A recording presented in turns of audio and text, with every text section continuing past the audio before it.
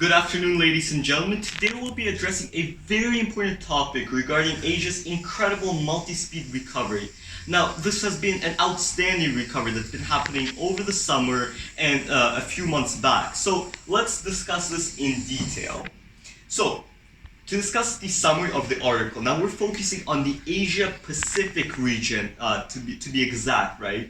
So the main three takeaways of the article are that this Asia-Pacific region is having a massive recovery in the third quarter, while taking huge loss in the first and the second.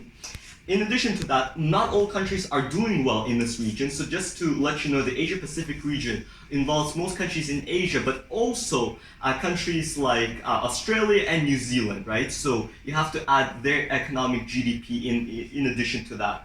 The third major takeaway is that Asia's future projected economic output is lower by 5%. So before COVID-19, the projection for the GDP was 5% higher, but due to the COVID-19 pandemic, it has dropped by 5%.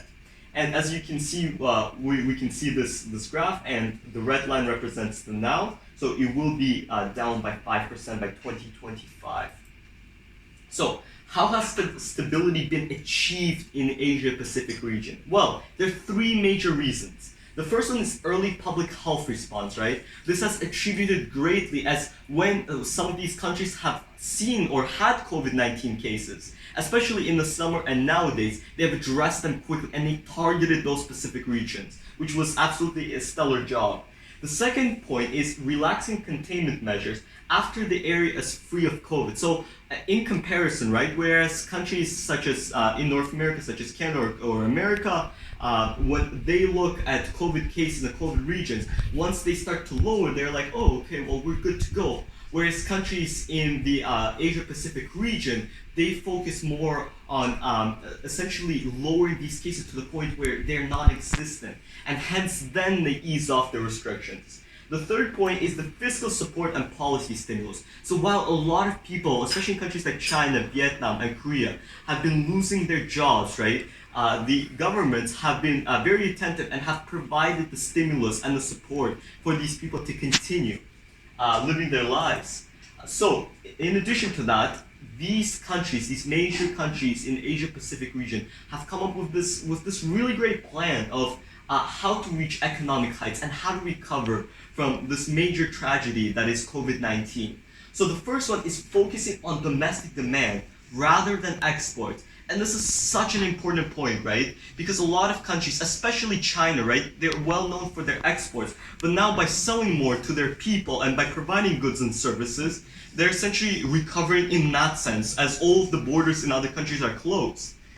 In addition to that, the second point is fiscal and monetary policy should be continued. They must be continued, simply because these monetary policies have provided stability and have provided a lot of needed money, and essentially they have stabilized the economy and helped workers who were unemployed to continue essentially living.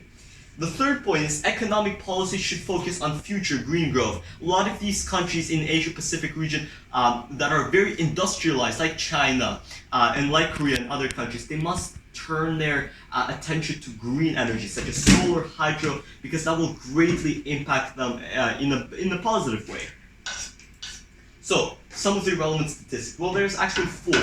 The first one is the IMF's forecast, right?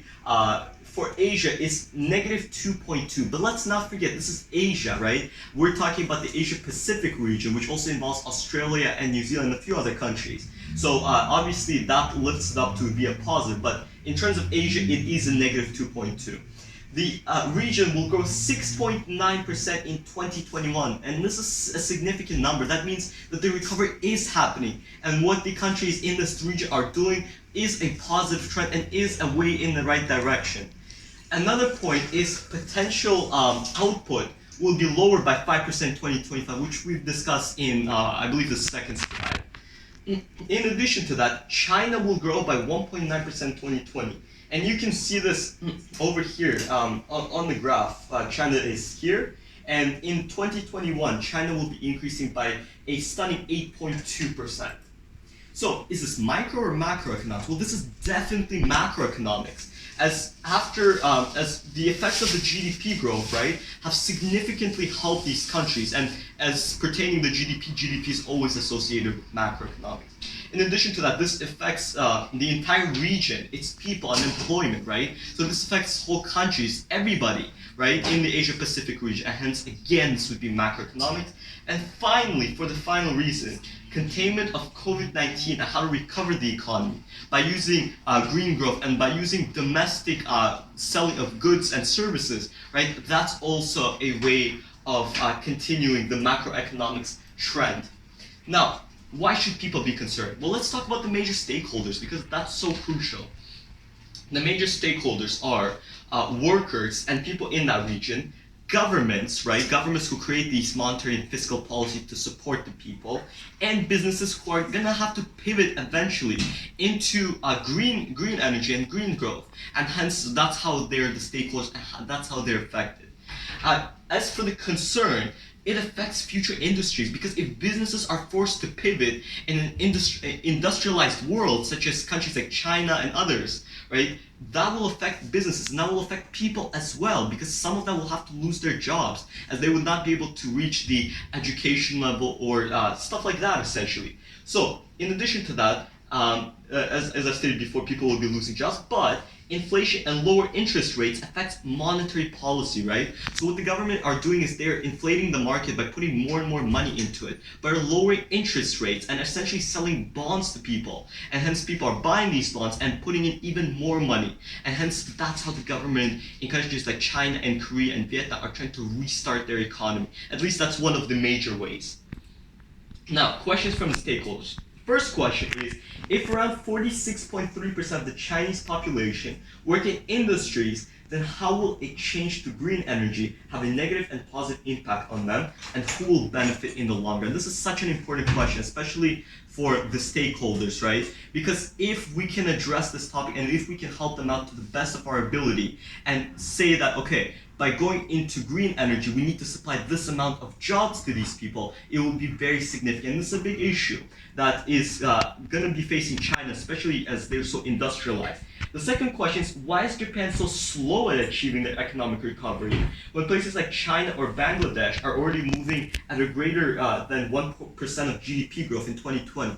This is so significant as Japan currently are Japan are currently at negative 5.5% GDP decrease, right? So it's not beneficial, and that's why they need to be following the example of China and Bangladesh. And the question is, why are they so behind?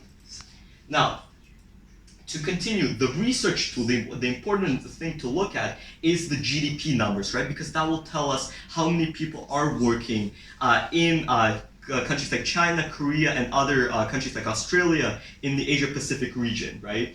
The consumer price index is also important as it will tell us how is the monetary policies working, right? Is there an influx of them because the average price of things are going up?